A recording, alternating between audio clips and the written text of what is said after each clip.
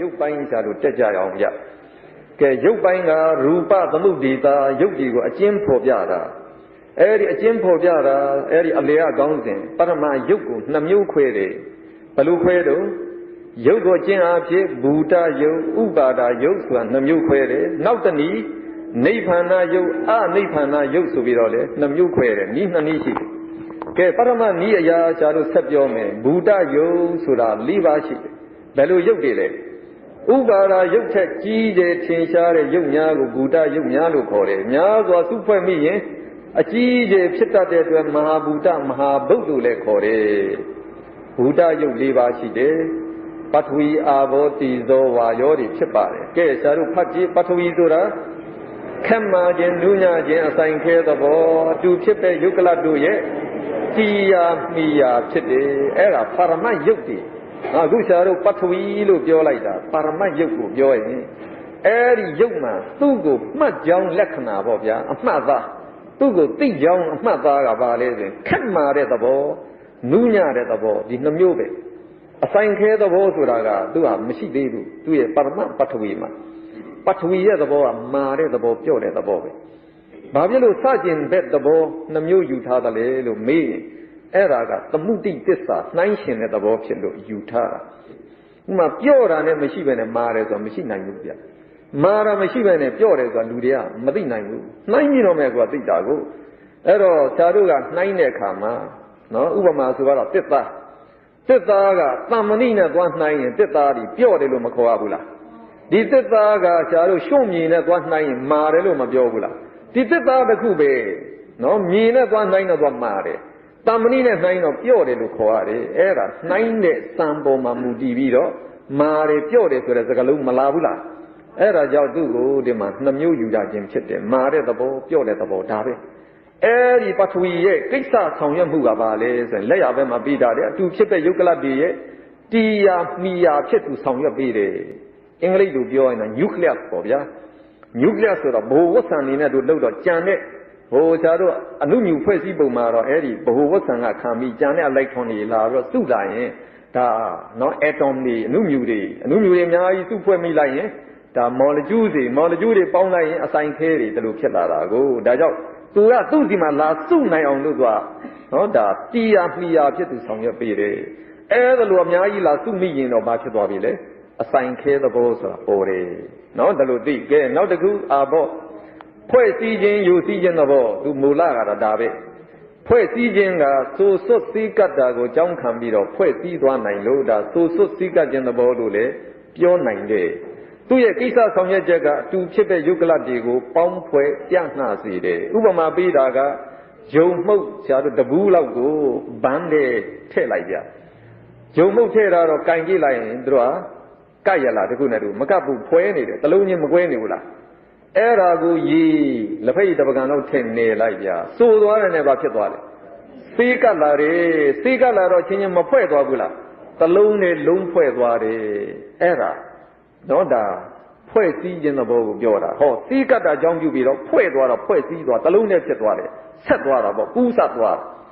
ရေများသွားတဲ့အခါဘာဖြစ်ရေထပ်ထည့်လိုက်ရင်ကျေးသွားတော့ယူစည်းသွားတယ်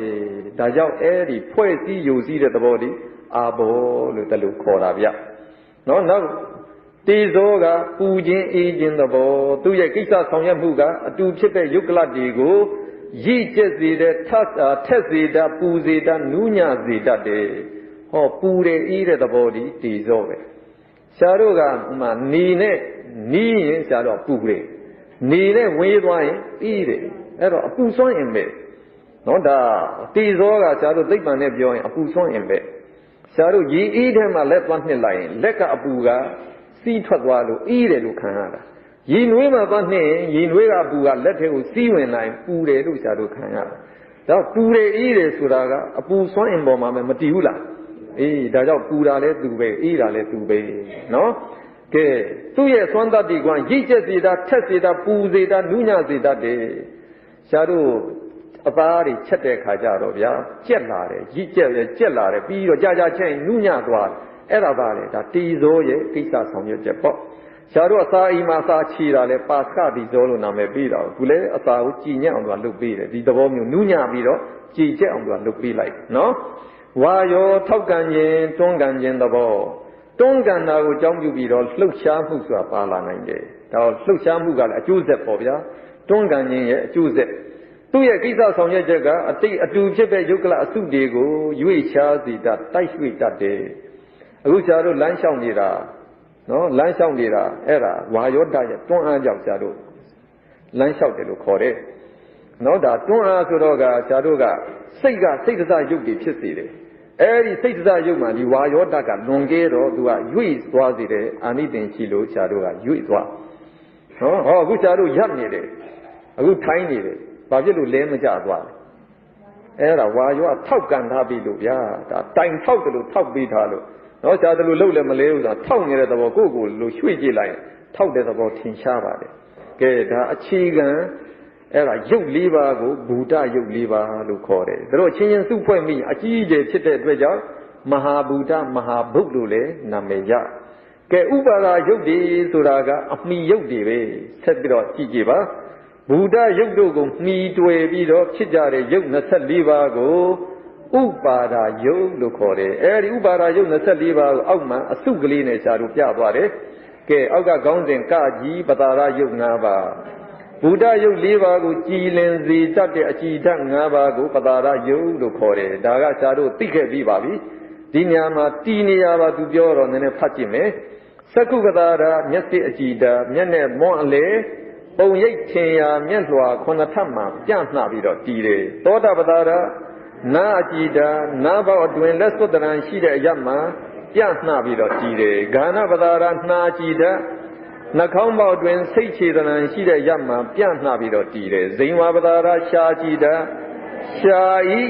အလေအထက်ပြင်တွင်ကြာရွက်ဖြားတရံရှိတဲ့ရမှာပြန့်နှတည်တယ်ကာယပတာရကိုကြည်ဓာတ်ဆံဖြာမွေးဖြာခြေသေးဖြာလက်သေးဖြာချောင်းမာတဲ့အရည်တွေကိုခြံနှပ်ပြီးတော့တကူလုံးမှာပြန့်နှပြီးတော့တည်တယ်အဲဒီကာယပတာရတကူလုံးမှာပြန့်ပြီးတော့ရှိတယ်ရှားတို့ထိလိုက်ရင်သိနိုင်တဲ့နေရာတိုင်းမှာကာယပတာရရှိထိလို့မသိတဲ့နေရာကြတော့အဲ့ဒါပတာရယုတ်မရှိဘူးလို့ပြောနိုင်ဥမာသပင်ရှားတို့ညှို့ရင်နာရလားမနာဘူးလေဗျာဘာဖြစ်လို့မနာလဲအဲ့ဒါပတာရယုတ်မရှိလို့မနာတာပဲဗျာနော်ဟောလက်သေးခြေသေးရှားတို့လှီးမနာဘူးဘာဖြစ်လို့လဲအဲ့ဒါလည်းပတာရယုတ်မရှိလို့သိပ္ပံနေနဲ့ပြောရင်အဲ့ဒီလက်သေးခြေသေးတို့သပင်တို့ကသေနေတဲ့ cell စီတယ်ဗျာဒီ cell ကသေနေပြီဒါတို့မှအာယုမယူနိုင်ဘူးနော်အဲ့တော့ကြံတဲ့နေရာထိတဲ့နေရာတော့ပတာရယုတ်ရှိပါတယ်ကဲဂောစရယုတ်9ပါးပင်စဝိညာဉ်ဤကျက်စားရာအာယုံကိုအဲ့ဒါဂောစရယုတ်လို့ခေါ်တယ်ပင်စဝိညာဉ်ဆိုတာကလည်းမြင်သိစိတ်ကြားသိစိတ်နာမ်သိစိတ်ထိသိစိတ်စားသိစိတ်တွေကျက်စားတဲ့အာယုံ5ပါးပေါ့ဗျာအောက်က5ပါးပါရူပါယုံအသင်ဝဏတတ္တယုံအတန်တတ္တဂန္ဓာယုံအနဂန္ဓရတယုံယတာရတဖွထဘယုံထိတွေ့ဖွထဘတရားကိုယူရင်ထိတွေ့ကောင်းတဲ့ပထဝီတေဇောဝါယောကိုယူရတယ်ကဲဆရာတို့ကြည့်ကြည့်လိုက်ပါနော်ဆရာတို့သွားထိလိုက်ရင်ဟောဒီနဖူးမှာသွားထိအယိုးနဲ့နီးနေတော့မာတာပေါ့ဗျာဒီပချိုက်မှာသွားထိအယိုးမရှိရင်ပြော့တယ်အဲ့ဒီမာတယ်ပြော့တယ်ဆိုတာပါလေပထဝီဟောအသာလေးတလို့လုပ်ရင်ပူတယ်နော်ဒီနေရာတချို့နေရာအေးတယ်ပူတယ်အေးတယ်ဆိုတာက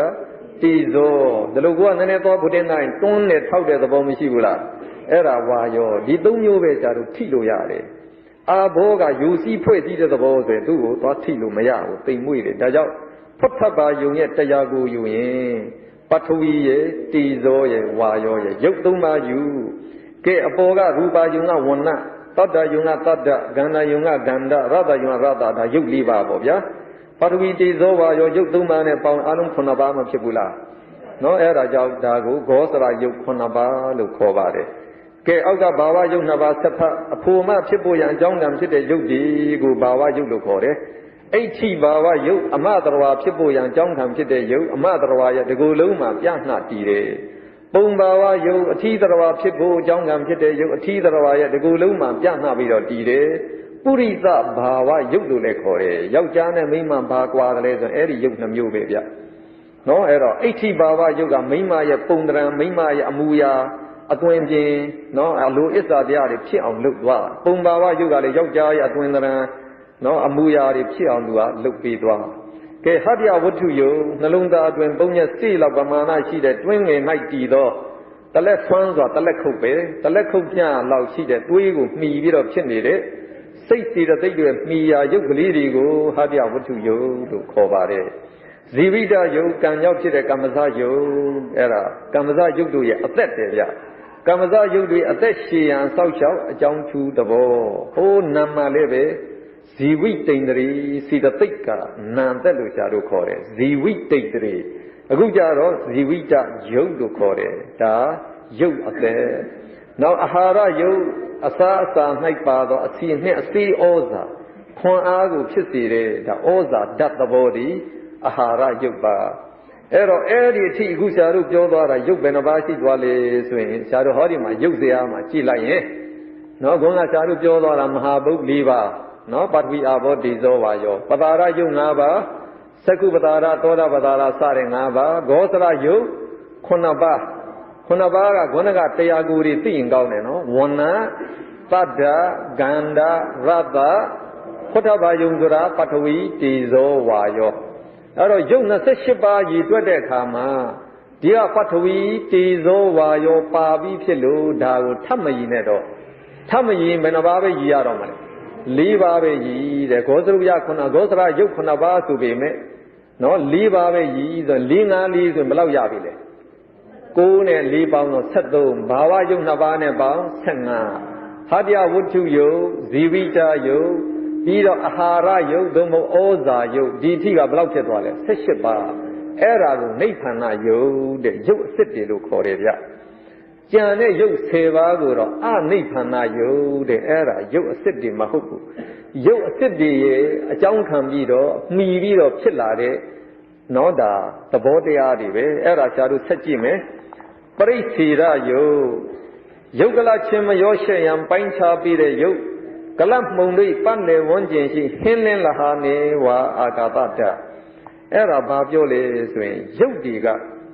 အနည်းဆုံးတို့ကယုတ်8ခုပေါင်းပြီးတော့ယုတ်ကလပ်အနေနဲ့ဖြစ်တယ်ကလပ်ဆိုတာအဖွဲ့စုကလေးကိုကလပ်လို့ခေါ်တာပဲတနည်းဖြစ်ပြောယုတ်မှုန်ကလေးလို့ပြောလိုက်လို့ရတာပေါ့ဗျာအဲ့တော့ယုတ်ကလေးတွေကခုနကယုတ်တွေ10မျိုး9မျိုး10မျိုးစသဖြင့်စုပြီးတော့မှအမှုန်ကလေးတွေကလပ်ကလေးတွေအနေနဲ့သူကဖြစ်လေရှိတယ်တဘာဝမှာဒီတိုင်းဖြစ်တယ်ဒီကလပ်ကလေးတွေဖြစ်လာရင်ဒီအမှုန်ကလေးတွေဖြစ်လာရင်အမှုန်တစ်ခုနဲ့တစ်ခုခြားနာပြီးတဲ့နေနမိတ်မပေါ်လာဘူးလားအခုရှာလက်၅ချောင်းကြလိုက်ရင်ခြားထားတဲ့နေနမိတ်မရှိဘူးလား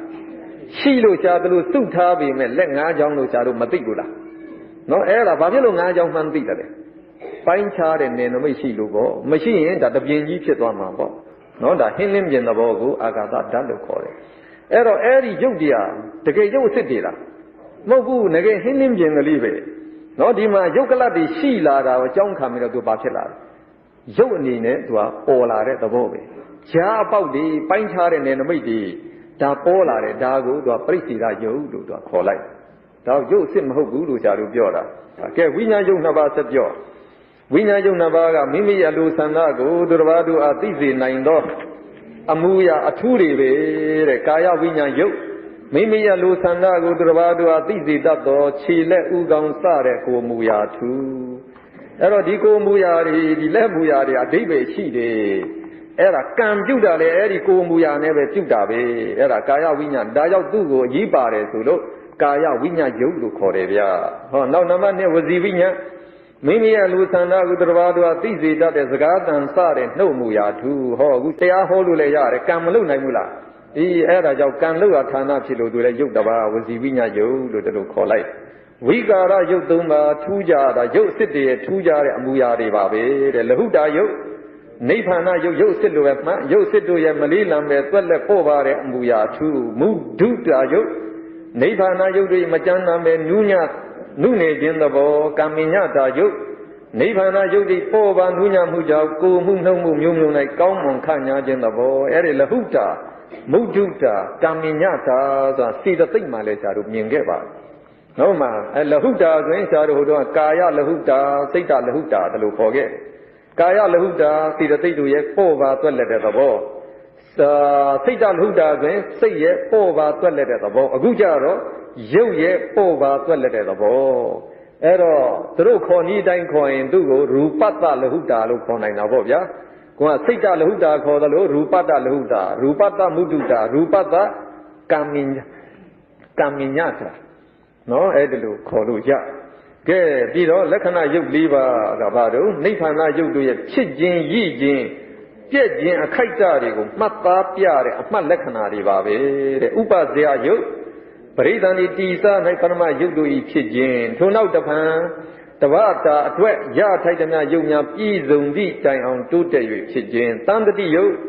တဘဝအတွက်ရထိုက်သမျှယုတ်များပြည့်စုံပြီကစပြီးတော့ဆက်မစင်မပြဆက်ကထက်ကဖြစ်ခြင်းအဲ့ဒီ1နဲ့2ကိုပေါင်းပြီးတော့ဟိုနံပါတ်4အောက်ကမှတ်ချက်ပေါ့ဗျာဥပဇေယနဲ့တန်တတိယုတ်နှစ်ပါးကိုပေါင်းပြီးတော့ဇာတိယုတ်လို့ခေါ်နိုင်တယ်အဲ့တော့ယုတ်တည်းဖြစ်နေတဲ့သဘောကိုဖြစ်နေတဲ့အခိုက်ကိုမှတ်သားပြတဲ့လက္ခဏာတွေပဲအဲ့တော့ဆရာတို့ကအဲ့ဒါကိုမြတ်စွာဘုရားနှစ်ပိုင်းပိုင်းလိုက်တယ်ဆရာတို့စပြီးတော့ပြိဿန်ဒီတီးစိမ်အချိန်လုံးကတော့ယုတ်ကနည်းနည်းလေးကနေစပြီးတော့ယုတ်ကတပြေးပြေးဆရာတို့မကြည့်ထွားလာဘူးလားအဲ့တော့အဲ့ဒီရသိတမျှရယုတ်တွေပြည်စုံနေတဲ့အချိန်အဲ့ဒီအချိန်ထိယုတ်တွေဖြစ်နေတဲ့အခိုက်ကိုအဲ့ဒီယုတ်ကိုတော့ဥပဇေယယုတ်လို့ခေါ်တယ်ဟောအခုလို့ဆရာတို့ကအသက်ကြီးလာပြီ16နှစ်လောက်ရောက်တော့အရွယ်ကတိုင်သွားပြီနောက်ထပ်မကြီးတော့မကြီးပေမဲ့ယုတ်တွေကအသက်ဖြစ်မနေဘူးလားအဲ့ဒီအခါတီတနေပေမဲ့ယုတ်ကတော့ဖြစ်နေရတာပဲအဲ့ဒီအခါမှာဒီယုတ်တွေဖြစ်ခြင်းကိုတော့တန်တတိယုတ်တဲ့တီတသွားတဲ့အစဉ်ရောက်ပြီးတော့မှဖြစ်နေတဲ့သဘောကိုတော့တန်တတိယုတ်လို့ခေါ်လိုက်တယ်ဒီလိုနှစ်ပိုင်းပိုင်းချင်းဖြစ်ပါဒီနှစ်ခုကိုပေါင်းတော့ဇာတိယုတ်ဒါယုတ်တွေဖြစ်နေတဲ့အခိုက်ကိုမှတ်ပြတဲ့လက္ခဏာပါပဲကဲဒီတိုင်းစဉ်နံပါတ်3ဇရတာယုတ်ယုတ်တို့ရဲ့ထီအခိုက်အမှတ်သာတဲ့တဏှိယုတ်တွေချုပ်ပြည့်ခြင်းပင်တို့ဥတည်နေတဲ့ရည်ယုံမှုအနိစ္စတာယုတ်နိဗ္ဗာန်ယုတ်တွေချုပ်ပြည့်ခြင်းပင်သဘောအဲ့တော့ဒီယုတ်တွေကဥပတိပင်နဲ့သွားနေတာဗျာဥပခိုက်မှာရှိတဲ့ယုတ်ကိုဇာတိယုတ်ထီခိုက်မှာရှိတဲ့ယုတ်ကိုဇရတာယုတ်ပြည့်နေတဲ့အခိုက်ရှိတဲ့ယုတ်ကိုအနိစ္စတာယုတ်ဒါပါပဲเนาะဒါဒီရုပ်အစစ်တည်းဖြစ်တည်ပြက်ကိုကြောင်းခံပြီးတော့ဒီလက္ခဏာရုပ်၄ပါးဒါခေါ်လိုက်ခြင်းဖြစ်ပါတယ်ကဲနိဗ္ဗာန်ရုပ်18ပါးဖတ်ကြည့်မယ်ဘုဒ္ဓရုပ်၄ပါးပဒါရရုပ်5ပါးဂောဇရရုပ်9ပါးပထဝီတေဇောဝါယောပါပိဖြစ်၍၄ပါးရည်တွက်ရန်ပြီးတော့ဘာဝရုပ်2ပါးဟာပြဝတ္ထုရုပ်ဇီဝိတ၄ပါးတို့ဖြစ်စေအပ်ပြီးစေအပ်တဲ့ရုပ်တွေလို့ဒါလိုဖြူရမှာဖြစ်ပါတယ်အကြောင်းတရားတွေကြောင့်ဖြစ်တယ်ဆိုတော့ဒီရုပ်တွေကရုပ်အစစ်တွေလို့မှတ်ရမှာပါဥပတိပင်နဲ့သွားကြမှာပါအဲ့တော့အဲ့ဒီရုပ်18ပါးကဆရာတို့ပြောတဲ့အတိုင်းနော်ဒီကနေပြီးတော့ဒီအာဟာရယုတ်ထိမဟာဘုတ်၄ပါးနဲ့အာဟာရယုတ်ထိဒီ18ပါးကိုနိဗ္ဗာန်ယုတ်လို့ခေါ်ပါတယ်ပြီးတော့ဆက်ပြီးတော့ဒီမှာသူပေးထားတယ်ဤယုတ်တို့ဒီခက်မှခြင်းစသောသဘောတရားကိုယ်စီရှိတဲ့အတွက်တဘာဝယုတ်လို့လည်းခေါ်တယ်ကိုကပထဝီဆိုရင်မာတဲ့သဘောနော်ပါအာဘောဆိုရင်ယုတ်စီဖွဲ့စည်းတဲ့သဘောအဲ့ဒါလို့ကိုယ်ပိုင်သဘောတွေရှိတဲ့အတွက်တို့သဘာဝယုတ်လို့ခေါ်တယ်နောက်တစ်ကြောင်တဖန်ဥပစရာအနိစ္စတာဆိုတဲ့သင်္ကတလက္ခဏာတို့နဲ့တကွဖြစ်တဲ့အတွက်ကြောင့်သလက္ခဏာယုတ်လို့လည်းခေါ်တယ်လက္ခဏာနဲ့တကွဖြစ်သောယုတ်ပေါ့ဗျာဒီတော့တခါသာမျက်နှာပြ94မှာဒါအပူအေးစတဲ့စခြင်းပဲသဘောကြောင့်ဖောက်ပြန်နိုင်တဲ့အတွက်တို့ကိုရူပယုတ်လို့ခေါ်တယ်ရူပဆိုတာဖောက်ပြန်တဲ့သဘောကိုပြောတာပြီးတော့အနိစ္စဒုက္ခအနတ္တလို့လက္ခဏာယင်၃ပါးတင်ပြီးတော့ဝိပဿနာရှုထိုက်တဲ့ယုတ်တွေဖြစ်လို့သမ္မတနာယုတ်လို့ခေါ်ပါတယ်။နောက်အနိဗ္ဗာန်ယုတ်10ပါးဆိုတာကပြိစ္ဆေရာယုတ်1ပါးဝိညာဉ်ယုတ်2ပါးဝိကာရယုတ်3ပါးလက္ခဏာယုတ်4ပါးပေါင်း10ပါးတို့သည်ကံစိတ်ဥတုအာဟာရဟူသောအကြောင်း4ပါးတို့မဖြစ်စေမပြည့်စေအပ်တဲ့အတွက်ကြောင့်အနိဗ္ဗာန်ယုတ်လို့ခေါ်တယ်။ကဲနော်ဒါတော့သိရင်ဆရာတို့ဒါရုပ်တွေအကျဉ်းပေါ်ပြတာပြီးပါပြီဟိုအောက်ကရုပ်17မျိုးရည်တွက်တယ်ဆိုတာလည်းမထူးပါဘူးဒီပဒါမဟာဘုတ်၄ပါးကိုတစ်မျိုးပေါ့ဗျာပဒါရရုပ်5ပါးတစ်မျိုးဂောဇရရုပ်တွေတစ်မျိုးပဒါဘာဝရုပ်တစ်မျိုးဟာပြဝတ္ထုတစ်မျိုးဇီဝိတရုပ်တစ်မျိုးအာဟာရရုပ်တစ်မျိုးပရိစ္ဆေရာရုပ်တစ်မျိုးဝိညာဉ်လဟုတာဒီနော်လဟုတာရုပ်3ပါးပေါ့လေပြီးတော့လက္ခဏာရုပ်ဒီလိုခေါ်လိုက်တဲ့သဘောပဲဖြစ်ပါတယ်ပြီးတော့ရူပဝိပါကဆိုတာရုပ်တွေကိုဝေဖန်ခြင်းကိုပြောပါတယ်အဲ့ဒါကိုလည်းပဲဒီရုပ်ဇာတ်ကိုကြည့်ပြီးတော့ဆရာတို့ဝေဖန်သွားလို့ရပါတယ်ဆရာတို့ဒီမှာကြည့်လိုက်ရင်နော်ဒါဒီကရူပဝိပါကရုပ်ကိုခွဲခြားဝေဖန်ခြင်းပိုင်းကဲဒီမှာဆရာတို့ကြည့်လိုက်တော့ပထဝီအာဘောတိဇောဝါယောကိုဘာလို့ခေါ်တယ်လဲ ဒီ၄ပါးကိုမဟာဘုတ်လို့ခေါ်တယ်ကျန်24ပါးကိုတော့ဥပါဒာယုတ်အမိယုတ်တွေလို့ခေါ်တယ်နောက်တစ်ခါသက္ကုပတာရသောတာပတာရစတဲ့ပတာရယုတ်၅ပါးကိုဣဇတိကဆိုအတွင်းကြတဲ့ယုတ်တယ်ဗျာကျန်23ကိုတော့ဘာဟိရအပြင်ယုတ်လို့ခေါ်တယ်အဲ့ဒါကလည်းဘလို့အတွင်းအပြင်ခွဲရလဲလို့မေးရင်ဆရာတို့အတွင်းပစ္စည်းအပြင်ပစ္စည်းခွဲတဲ့ပုံစံမျိုးပဲဆရာတို့ရွှေငွေရတနာစိန်တွေကိုကြတော့ဒါတန်ဖိုးထားတယ်သေဆောင်တဲ့လွယ်တော့သူအတွင်းပစ္စည်းလို့မခေါ်ဘူးလားနောက်ပြီးတော့အိမ်ကြီးမြေကြီးခြံကြီးမော်တော်ကားတွေကြတော့အပြင်ပစ္စည်းဆိုပေမဲ့တို့ကတန်ဖိုးမကြည့်ဘူးလားကြည့်တာပါပဲအဲ့ဒါလို့ဒါဆရာတို့အတွင်းအပြင်ခွဲတယ်လို့ပဲဒီသက္ကုပတာရဆိုတာမြင်အောင်သူကဆောင်ရွက်ပေးတာကိုသက္ကုပတာရပြည့်ရင်ဆရာတို့မျက်စိကမ်းတာအဲ့တော့မျက်စိကမ်းမှာဆရာတို့ကမလိုချင်ဘူးမျက်စိဆရာတို့တန်ဖိုးထားတယ်ဒီတိုင်းပဲနားပင်းသွားမှဆိုဆရာတို့မကြိုက်ဘူးဒါတော့ဒီပတာရယုတ်တွေကိုဆရာတို့ကတန်ဖိုးထားတယ်ကွာစိတ်ရွှေရတနာလို့တန်ဖိုးထားလို့အတွင်းယုတ်တို့ဒါအစ္ဆတိကယုတ်ကြံယုတ်ကိုတော့ဘာဟိရယုတ်ပြီးတော့ဒီပတာရယုတ်၅ပါးမှာအာယုန်တွေလာထင်းနိုင်တဲ့အတွက်တို့ကအာယုန်ယူနိုင်လို့ဂောသရက္ကာဟိကယုတ်ခေါ်တယ်ကျန်23အာယုန်မယူနိုင်ဘူးအာဂောသရက္ကာဟိကယုတ်ကဲနောက်တစ်ကြောက်ပတာရယုတ်၅ပါးရဲ့ဒီကဟတ္တဝတ္ထုရဲ့ဒီ6ပါးကိုဝတ္ထုယုတ်စိတ်စေတသိက်တွေပြီးတဲ့ဝတ္ထုယုတ်ပေါ့ဗျာအဲ့တော့သက္ကုပတာရကိုသက္ကုဝတ္ထုသောတာဝတ္ထုတလို့ခေါ်ခဲ့တာကိုပြီးတော့ကျန်တဲ့22ပါးကိုတော့အဝတ္ထုယုတ်လို့ခေါ်ပါတယ်နောက်တစ်ကြောက်ပတာရယုတ်၅ပါးရဲ့ဒီကကာယဝိညာဝစီဝိညာ2ပါးရဲ့ဘောင်း9ပါးကိုဒွါရယုတ်လို့ခေါ်တယ်သက္ကုပတာရကိုသက္ကုဒွါရသောတာပတာရသောတာဒွါရလို့ခေါ်ပါတယ်ကာယဝိညာကိုဘာဒွါရခေါ်လဲကာယဒွါရဗျာကာယကံဖြစ်အဌာနဝစီဝိညာကိုဝစီဒွါရဝစီကံဖြစ်အဌာနဒါဒွါရအမိရတဲ့ယုတ်9ပါးကျန်တဲ့21ကအဒွါရယုတ်တဲ့ဒွါရအမိမရနောက်တစ်ကြောင်ပတာရယုတ်5ပါးရဲ့ပြီးတော့ဘာဝယုတ်2ပါးရဲ့ဇီဝိတယုတ်ရဲ့ဒီ10ပါးကိုအိန္ဒြိယယုတ်တဲ့အိန္ဒြိယနဲ့အိန္ဒြေတူတယ်အစိုးရတဲ့သဘောဆိုင်ရာကိစ္စမှာစိုးရနိုင်တယ်ဥမာသက္ကုပတာရကမြင်သိစိတ်ဖြစ်ဖို့သူကစိုးရတယ်သူရှိမှမြင်သိစိတ်ဖြစ်နိုင်သူကြည့်ရင်ရှင်းရှင်းမြင်တယ်သူမကြည့်ဘူးအသက်ကြီးလာပုံလာပြီဆိုရင်မြင်တာမရှင်းဘူးဒါအဲ့ဒီမြင်သိတာကိုသူကအစိုးရလို့သူကအိန္ဒြေယုတ်ထဲမှာသူပါတယ်ဒီတိုင်းပဲကျန်တဲ့ပတာရယုတ်တွေလည်းပဲအတိအသီကိုယ်ဆိုင်ရာကိစ္စစိုးရတယ်ဘာဝယုတ်တွေလည်းအဋ္ဌိဘာဝယုတ်ကအမတဘာဝဖြစ်ဖို့သူကစိုးရတယ်ပုံဘာဝယုတ်ကယောက်ျားသဘာဝပြီးပြင်းဖြစ်အောင်သူကကြီးကြပ်ကုတ်ကဲသွားတာပေါ့ဗျာအစိုးရတယ်ဆိုတာကြီးကြပ်စီမံတဲ့သဘောပါပဲဒါကြောင့်သူတို့အိန္ဒြိယယုတ်ကျန်တဲ့20ကအနိန္ဒြိယယုတ်အိန္ဒြေယုတ်တော့အဓိပ္ပာယ်မရနောက်တစ်ခုပတာရယုတ်5ပါးရဲ့ဂောသရယုတ်9ပါးလို့ယူရတယ်ဒီ9နဲ့9ပေါင်းရင်12အဲ့ဒါဩလာရိကယုတ်အကျမ်းနေတဲ့ကျန်တဲ့16ကတော့ဒုက္ခမယုတ်ပြီဒါကြောင့်တိမ်မွေ့တဲ့ယုတ်ဒုက္ခမယုတ်ဆိုတာဘယ်လဲဆိုရင်အဲ့ဒီပတာရယုတ်5ပါးဂောသရယုတ်5ပါး12ပါးဖယ်လိုက်ကျန်တဲ့ယုတ်တွေနော်ကျန်တဲ့ယုတ်တွေဆိုရင်တော့ဘာတွေဖြစ်သွားလဲအဲ့ဒါတွေကိုဒီ16ပါးဒုက္ခမယုတ်ပြီးတော့သပ္ပတိကဆိုတာအချင်းချင်းထိတိုက်နိုင်တယ်တဲ့သက္ကုပတာရမှာရူပါယုံလာတိုက်နိုင်တယ်သောတာပတာရမှာတတ္တာယုံလာတိုက်နိုင်တယ်အဲ့ဒါချင်းချင်းထိတိုက်နိုင်လို့သပ္ပတိကယုတ်ကြံတဲ့ဒုက္ခမယုတ်တွေကတော့မထိတိုက်နိုင်ကြလို့အပပ္ပတိကယုတ်တန်တိကေဆိုတာညာနဲ့နီးတယ်သိလွယ်တာကိုညာနဲ့နီးတဲ့ယုတ်လို့သူပြောတာဒူရီဆိုတာဝေးတဲ့ယုတ်ဒါညာနဲ့ဝေးတဲ့သဘောသိခတ်တဲ့အတွက်သူညာနဲ့ဝေးတယ်လို့သူပြောလိုက်ကဲနောက်တစ်ကြောင်သက္ကုပတာရသောတာပတာရ2ခုကိုအတံပတ္တဂါဟကကျန်တဲ့ပတာရယုတ်3ပါးကိုတော့တံပတ္တဂါဟကဒီ5ပါးကလွဲပြီးတော့ကျန်23ကိုတော့အဂါဟကလို့ဒီလိုနာမည်ပေးပြန်ကဲသက္ကုပတာရသောတာပတာရဘာဖြစ်လို့အတံပတ္တဂါဟကလို့ခေါ်တယ်လဲအဓိပ္ပာယ်ကအာယုံဝတ္ထုကရောက်လာဖို့မလိုဘဲနဲ့အာယုံကိုယူနိုင်လို့သိနိုင်လို့နော်ဥပမာဆိုရင်ဆရာကိုအခုအသီးသီးမြင်ကြတယ်ဆိုတဲ့နေရာမှာဆရာကိုယ်တိုင်ကလူတယောက်စီရဲ့မျက်စိကိုသွားရောက်သွားဖို့လိုရလားအဲ့ဒါလို့ဒီယုတ်ဝတ္ထုယုတ်မရောက်လာပဲနဲ့ဆရာအသင်းကိုမြင်နိုင်ကြနော်ဒါကြောင့်သူ့ကိုအတံပတ္တဂါဟကအလားတူပဲဆရာအတန်အခုကြားနေကြတာဆရာကိုယ်တိုင်တယောက်စီဒီလာပြီးတော့ပြောဖို့မလိုဘူးနော်အဲ့ဒါလို့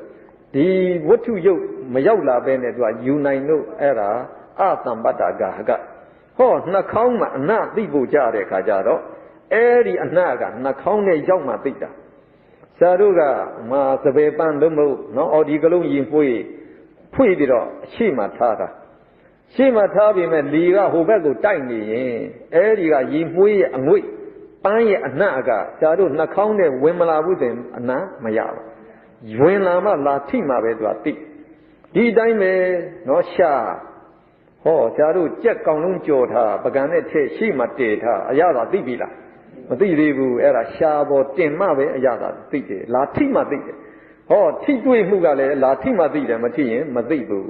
အဲ့ဒါလို့အာယုံဝတ္ထုကရောက်မှသိနိုင်လို့တို့တမ္ပတ္တကာဟကလို့ဒါလို့ခေါ်ပါတယ်ကဲနောက်တစ်ကြောင်းကဒီပထဝီအာဘောတေဇောဝါယောဝဏ္ဏဂန္ဓရတ္တနော်ဆရာတို့ကဒီလူရင်းကလေးခေါ်နေတယ်နော်ဒါကတော့ဝဏ္ဏဂန္ဓရတ္တဒါကြတော့ဩဇာလို့ခေါ်အဲ့ဒီ၈ပါးကိုအနိဝိဘောကယုတ်၈ပါးတဲ့ခွဲခြမ်းစိတ်ဖြာလို့မရဘူးတပေါင်းနဲ့အမြဲဖြစ်တဲ့ယုတ်တဲ့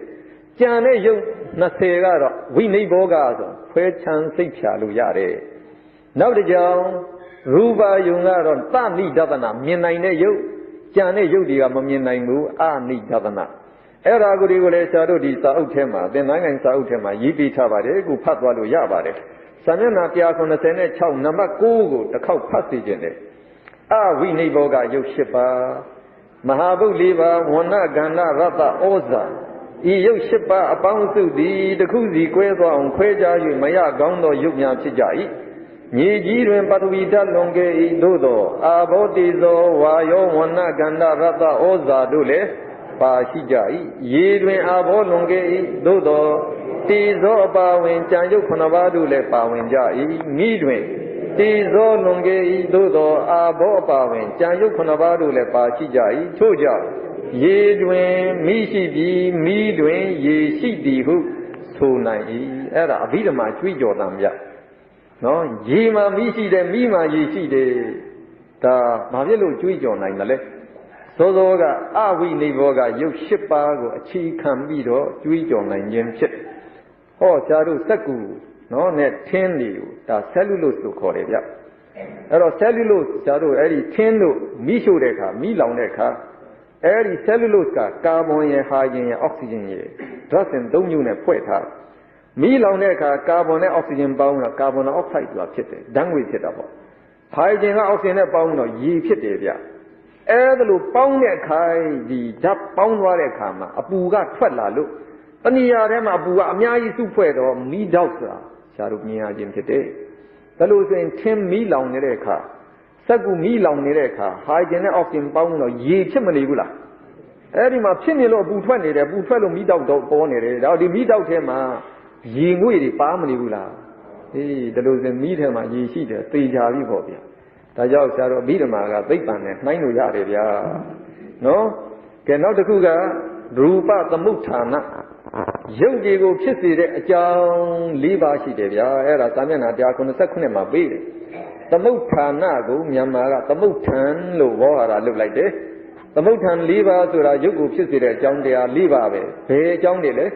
ကံရဲ့စိတ်ရဲ့ဥတုရဲ့အာဟာရရဲ့ကဲရုပ်ကိုဖြစ်စေတဲ့ကံကဘယ်ကံလဲ25ပါးရှိတယ်ဗျာကမ္မပဋ္ဌမြောက်တော့ကံမြောက်တော့ပေါ့ဗျာအကုသိုလ်ကံ12ပါးရဲ့မာကုသိုလ်ကံ10ပါးရဲ့ရူပဝါသရကုသိုလ်ကံ5ပါးရဲ့ပေါင်းလိုက်25ပါးဖြစ်ပါတယ်အဲ့ဒီကံ25ပါးကိုစောစောကဒီကနော်ဒီဘုံပိုင်းကံကျိုးပြီးတဲ့ကြားမှာဆရာတို့ဒီကကံဒီအနေနဲ့ဒီမှာပြီးထားပါတယ်ဒါအကုသိုလ်ကံ12ပါးဒါကကာမကုသိုလ်ကံကတရားကိုယူရင်မာကုသိုလ်စိတ်10ပါးမှာရှိတဲ့စေတနာ10ပါးကိုယူတာကိုပြီးတော့ရူပဝါသရကုသိုလ်ကံ5ပါးလဲရူပဝါသရကုသိုလ်စိတ်5ပါးမှာရှင်တဲ့စေတနာ5ပါးယူတော့12ရဲ့8ရဲ့ဒီက9ရဲ့ဆို25ပေါ့ဗျအဲ့တော့မေးကြရှိတယ်အရူပဝါသရကံ4ပါးကိုဘာဖြစ်လို့မယူရလဲ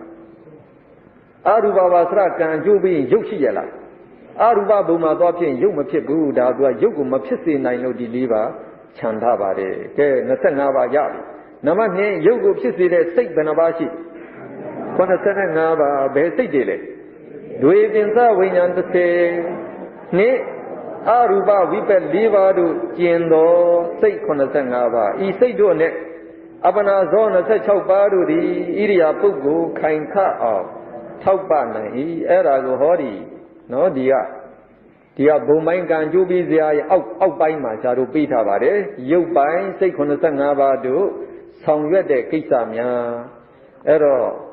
ဒီဇရာယမနောတ3ပါးရဲ့တရားယုံ17ပါးရဲ့ရူပဝိပဿိ5ပါးရဲ့ပေါင်း19ပါးဟာတဲ့ရုပ်တက်ကိုပဲဖြစ်စေနိုင်ပါတယ်အဲ့ဒီစိတ်တွေဖြစ်စေတဲ့ရုပ်ကိုစိတ်တစားရုပ်လို့ခေါ်တယ်စိတ်တစားရုပ်လောက်ပဲသူကဖြစ်စေနိုင်ခုနကဆရာတို့ဖတ်သွားတာဒါအဘိညာဉ်တွေကျင်တဲ့အပနာဇော26ပါးသည်အဲ့ဒီရုပ်တက်ကိုဖြစ်စေတဲ့အပြင်ဣရိယာပုတ်4ပါးကိုလည်းပဲခိုင်ခအောင်သာထောက်ပပေးနိုင်တယ်ဣရိယာပုတ်4ပါးဆိုတာဘာကိုပြောတော့ထိုင်နေထတယ်လျှောင်းနေသွားတယ်အဲ့ဒီဣရိယာပုတ်ဖြစ်အောင်တော့သူကမတတ်နိုင်ဘူးတခြားစိတ်တွေကဖြစ်အောင်လုပ်ပေးရင်တော့သူကခိုင်ခအောင်တော့ဝိုင်းထောက်ပပေးနိုင်တယ်ဒါကြောင့်ဇံဝင်စားတယ်လို့အပနာဇောဇံဇံမဲ့ဖို့လို့ပြောပြဇံဝင်စားရင်ဒီဣရိယာပုတ်ကသိခိုင်တယ်ဗျထိုင်ပြီးတော့သူကဇံဝင်စား9ရက်လုံးသူနေနိုင်တယ်ဣရိယာပုတ်မပြောင်းဘူးနော်အဲ့ဒါလို့ခိုင်မြဲတယ်ကဲနောက်တစ်ခါမနောဒွါရဝိဇံရဲ့ကာမဇော29ဟာတိတုပ္ပပေါင်း32ပါးသောစိတ်တို့ဟာစောစောကရုပ်တက်ကိုလည်းဖြစ်စေတယ်ဣရိယာပုတ်4ပါးကိုလည်းခိုင်ခစေနိုင်တယ်ဝိညာဉ်ရုပ်2ပါးကိုလည်းဖြစ်စေနိုင်တယ်နောက်တစ်ခါလောဘမှုစိတ်သောမနတ4ပါးမဟာကုသိုလ်သောမနတ4ပါးပေါင်း8ပါးသည်စောစောကရုပ်3မျိုးအပြင်ပုထုဇဉ်တို့ရဲ့ပြုံးရည်ခြင်းကိုဖြစ်စေတယ်ဒါလို့ဆိုရင်ပုထုဇဉ်တွေပြုံးတာပါစိတ်နဲ့လေဆရာတို့ရုပ်ရှင်ကြည့်လို့လူပြက်တွေပြက်လို့သဘောကျရင်အဲ့ဒါလောဘမှုသောမနတစိတ်4ပါးနဲ့ကတပါးပါးနဲ့ပြုံးကုသိုလ်ရေးနဲ့ပတ်သက်ပြီးတော့ပြုံးရဆိုရင်မဟာကုသိုလ်သောမနတစိတ်4ပါးထဲကတပါးပါးနဲ့ပြုံးနောက်တစ်ကြောင်လောဘမှုဒိဋ္ဌိကတဝိပယုတ်သောမနတစိတ်2ပါးမဟာကုသိုလ်သောမနတစိတ်4ပါးပေါင်း6ပါးအဲ့ဒါကဘုဒ္ဓတွေရဲ့ပြုံးရတဲ့စိတ်တို့တိခပုဂ္ဂိုလ်ဆိုတော့ယဟန္တာမဟုတ်သေးတဲ့အရိယာတွေသောတာပန်တက္ကတာကံအနာကံ3ခုကိုပြောတာအဲ့တော့ဒီပုဂ္ဂိုလ်တွေမှာဒိဋ္ဌိဆိုတာမရှိတော့ဘူးဒါကြောင့်ဘုန်းကလောဘမှုသောမနတ4ပါးနဲ့ကဒိဋ္ဌိကတဝိပယုတ်သောမနတစိတ်2ပါးပဲဖြစ်တယ်ဒိဋ္ဌိကတသံမယုတ်သောမနတစိတ်2ပါးမဖြစ်ဘူးပေါ့ဗျာဒါ2ပါးညော့သွားဟာတိတုပ္ပနဲ့မဟာကရိယာ4ပါးသောမနတစိတ်4ပါးဘုရုရဲ့ပြုံးရည်ခြင်းလေဗျာဖရာယဟန္တာရဲ့ပြုံးရည်ခြင်းဖြစ်ပါတယ်ဒေါသမှုစိတ်2ပါးကဒီရုပ်3မျိုးဖြစ်စေတဲ့အပြင်ပါကိုဖြစ်စေတော့ငိုယုံညှိတွားခြင်းကိုဖြစ်စေတယ်ဒါလို့ဆိုရင်လူတွေငိုနေတာညှိတွားနေတာဘာစိတ်နဲ့လဲဒေါသမှုစိတ်ကဲနောက်တစ်ခုဒွေပင်စဝိညာဉ်30အရူပဝိပက်4ပါးဒီ14ပါးဟာဘာရုပ်ကိုမှမဖြစ်စေဘူးလို့စောစောကဆရာတို့ပြောတယ်အဲ့တော့ဒီ14ပါးအပြင်ဒီမှာသူဘာထပ်ပါလာလဲယဟန္တာတို့ရဲ့သုတိစေယဟန္တာတွေသုတိတဲ့အချိန်မှာလေရုပ်ကငြိမ့်တာကိုဘာရုပ်မှမဖြစ်ဘူးနော်ဒီရုပ်ကမဖြစ်စေဘူးအဲ့တော့ယဟန္တာတွေရဲ့သုတိစိတ်အခါလောက်ပဲသူရုပ်မဖြစ်စေတာဒီစိတ်ကပဲဘဝင်စိတ်ပရိသန္တိစိတ်အနေနဲ့ဆောင်ရွက်တဲ့အခါတော့သူကရုပ်ကိုဖြစ်စေတယ်ဒါရုပ်တစ်ခုအနေနဲ့စိတ်တစ်ခုအနေနဲ့ဆရာတို့မယူဘူးသူ့ကိုဒီ14ပါးပဲဒီမှာတုတ်တာပြီးတော့အလုံးစုံသောပရိသန္တိစိတ်တွေဟာလည်းပဲရုပ်မဖြစ်စေဘူးဒါလည်းပရိသန္တိအခိုက်ပဲသူကရုပ်ကိုမဖြစ်စေဘူးဘဝင်ကိစ္စသုတိကိစ္စဆောင်ရွက်တဲ့အခါကျတော့ရုပ်ကိုသူကဖြစ်စေပါတယ်ကဲဒါဆိုရင်ဆရာတို့ရုပ်ကိုဖြစ်တဲ့စိတ်85ပါးတို့ရဲ့ဖြစ်စေတဲ့ရုပ်မျိုးမျိုးကိုပြောလို့ပြီးပါပြီစာမျက်နှာ198အဲ့ဒီကနံပါတ်3ပေါ့ဗျာဆရာတို့ဒုက္ခစာကြောင့်နံပါတ်3ရုပ်ကိုဖြစ်စေတဲ့ဥတုဆိုတာဘာကိုပြောတော့ခတ်သိမ်းသောရုပ်ကလတ်ဒီမှာပါတဲ့တိထဥတုအုံနှဥတုခေါ်သောတိဇောတတ်ကိုပြောတာပဲတိဇောကပူတယ်ဤတယ်လို့သူ့မှာသဘော2မျိုးရှိတဲ့အတိုင်းအိတိဇောကိုတိထဥတုလို့ခေါ်တယ်အပူတိဇောကိုတော့အုံနှဥတုလို့ခေါ်တယ်အဲ့ဒီတိဇောတတ်ကရုပ်ကိုဖြစ်စေတဲ့ဥတုပါပဲနံပါတ်4ရုပ်ကိုဖြစ်စေတဲ့အာဟာရဆိုတာဘာလို့အစ္ဆဒဗဟိတခတ်သိမ်းသောယုတ်ကလတို့မှာပါရှိတဲ့ဩဇာဓာတ်ဖြစ်ပါတယ်ကဲစာမျက်နှာ199ကြာတို့သွားလိုက်မယ်ဗျာအဲ့ဒီအောက်ကခေါင်းစဉ်ယုတ်အမျိုးအစားများအကြောင်းတစ်ပါးကြောင့်ဖြစ်တဲ့ယုတ်ကိုဧကံယုတ်လို့ခေါ်တယ်တစ်ပါးတည်းပူတဲ့အကြောင်းတွေကြောင့်ဖြစ်တဲ့ယုတ်ကိုအနေကံယုတ်လို့ခေါ်တယ်ကမ္မစယုတ်18ပါးရှိတယ်ဗျာကံကြောင့်ဖြစ်တဲ့ယုတ်18ပါးကဲအဲ့ဒီ18ပါးဗရင်တို့နော်ဒီမှာပါရာကိုဆရာတို့ဖတ်တာထက်ဟောဒီရုပ်စရာမှာပြီးတာကိုဆရာတို့ကြည့်တာပိုကောင်း အဲ့တော့ဒီရုပ်တရားမှာဒီမှာရူပသမုဋ္ဌာန်တဲ့ရုပ်ကိုဖြစ်စေတဲ့အကြောင်း၄ပါးကံစိတ်ဥတုဟာရဆိုတာဖော်ပြထားတာရှိအဲ့တော့ဒီဇာအရဆိုရင်နော်ပထဝီအာဘောတေဇောဝါယောဆိုတဲ့မဟာဘုတ်၄ပါးသည်ကံကြောင့်လည်းဖြစ်တယ်စိတ်ကြောင့်လည်းဖြစ်တယ်ဥတုကြောင့်လည်းဖြစ်တယ်အာဟာရကြောင့်လည်းဖြစ်တယ်လို့သိပါအဲ့ဒီမဟာဘုတ်တွေဖြစ်ရင်တို့နဲ့တွဲဖက်ဘယ်သူလဲလိုက်ပါတယ်လေစောစောကရှားတော့အဝိနိဘောကခွဲလို့မရတဲ့ရုပ်နေဗျာအဲ့တော့ဒီ၄ပါးဖြစ်ဘယ်သူလဲလိုက်ဖြစ်မှာလဲဝဏ္ဏရဲ့ဂန္ဓရတ္တဩဇာရဲ့အဲ့တော့ဒီရုပ်တရားလည်းပဲအကြောင်း၄ပါးကြောင့်ဖြစ်တယ်လို့ယူရတယ်ပြီးတော့အဲ့ဒီယုတ်ကလတ်တွေဖြစ်လာရင်ဟောယုတ်ကလတ်တွေကိုပိုင်းခြားတဲ့ပြိစေရယုတ်ကောမပေါ်လာဘူးလားဒါကြောင့်အဲ့ဒီပြိစေရယုတ်ခါလည်းပဲအကြောင်း၄ပါးကြောင့်ဖြစ်တယ်လို့ယူရတယ်ဒါလို့ဆိုရင်အဲ့ဒီအကြောင်း၄ပါးကြောင့်ဖြစ်တဲ့ယုတ်ဘယ်နှပါးရှိအာဝိနိဘောက၈ပါးရဲ့ပြိစေရယုတ်ရဲ့ဆိုရင်၉ပါးမရဘူးလားအဲ့ဒါကကံကြောင့်လည်းဖြစ်တယ်နော်စိတ်ကြောင့်လည်းဖြစ်ဥတုကြောင့်လည်းဖြစ်အာဟာရကြောင့်လည်းဖြစ်တယ်အကြောင်း၄ပါးကြောင့်ဖြစ်လို့အနိကံယုတ်လို့ခေါ်တယ်ဒါကြောင့်ကမ္မဇအနိကံယုတ်၉ပါးလို့သူတို့ခေါ်တယ်ပြီးတော့စိတ်တဇအနိကံယုတ်၉ပါးဥတုဇအနိကံယုတ်၉ပါးလို့လည်းခေါ်နိုင်တာပဲပေါ့ဗျာအခုฉာတို့ကံအနေနဲ့ฉာတို့ပြောတော့ကမ္မဇအနိကံ၉ပါးရပြီကမ္မဇဧကံ၉ပါးရှိတယ်တဲ့ကံအကြောင်းတစ်ပါးတည်းကြောင့်ဖြစ်တဲ့ယုတ်ကမ္မဇဧကံယုတ်အဲ့ဒါပဒင်းတို့ဒီမှာฉာတို့ပြထားပါတယ်ပတာရယုတ်၅ပါးသည်ကမ္မဇဧကံယုတ်တွေဖြစ်ပါတယ်ကံအကြောင်းတစ်ပါးကြောင့်ဖြစ်တယ်ပြီးတော့ဘာဝယုတ်2ပါးရဲ့ဟာတယဝတ္ထုရဲ့ဇီဝိတယုတ်ရဲ့ဒီ၄ပါးဟာလည်းပဲကမ္မဇဧကံယုတ်တွေပဲဒါလို့ဆိုရင်ကမ္မဇဧကံကကိုအနေကံယုတ်ကကိုဆိုရင်ကမ္မဇယုတ်စုစုပေါင်း18မရှိဘူးလားကဲရပြီစိတ်ကြောင့်ဖြစ်တဲ့ယုတ်စိတ်တဇယုတ်စိတ်တဇဧကံ2ပါးရှိတယ်ဘယ်သူတုံးမြဟောဒီမှာစိတ်တဇဧကံ2ပါးဆိုရင်ကာယဝိညာဝစီဝိညာအဲ့တော့ဆရာတို့ဒီကိုယ်အမူအရာထူတွေအခုနှုတ်အမူအရာထူတွေကစိတ်ကြောင့်ဖြစ်တယ်လို့ဆရာတို့သိပါဒါစိတ်တစ်ပါးတည်းကြောင့်ဖြစ်တယ်စိတ်တဇဧကံယုတ်2ပါးစိတ်တဇအနေကံယုတ်73ပါးဆိုတော့ဘုန်းက9ပါးယူထားဒီ9ပါးပြန်ယူရမယ်ပြီးတော့4ပါးထပ်တိုးရမှာပေါ့ဗျာအဲ့ဒီ4ပါးဘယ်သူလဲကြည့်လိုက်တော့ဟောမှာတတ္တယုတ်စိတ်နဲ့ဥတုအကြောင်း2ပါးကြောင့်ဖြစ်တော့သူ့ကိုစိတ်တဇအနေကံယုတ်လည်းခေါ်နိုင်တယ်ဥတုဇအနေကံယုတ်လို့လည်းခေါ်နိုင်တယ်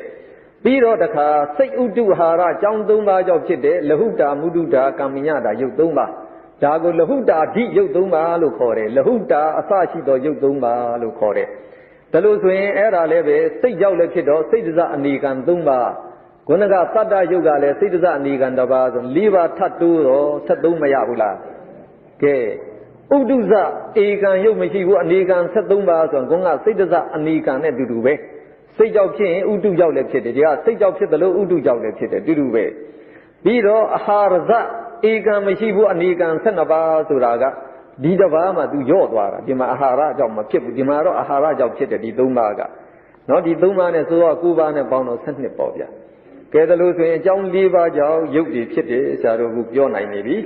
အဲ့ဒါကိုဆရာတို့ဒီကစာမျက်နှာ189 180မှာပြီးထားပါတယ်ဆရာတို့ကပြောသွားတာဘယ်ထိရောက်သွားလဲဆိုရင်2 3 4အထိပြီးသွားတာပေါ့ဗျာ4အထိအာဟာရဇယုတ်12ပါးအထိပြီးပြီနံပါတ်5ဧကဇယုတ်17ပါးဆိုတာဘယ်ယုတ်လဲ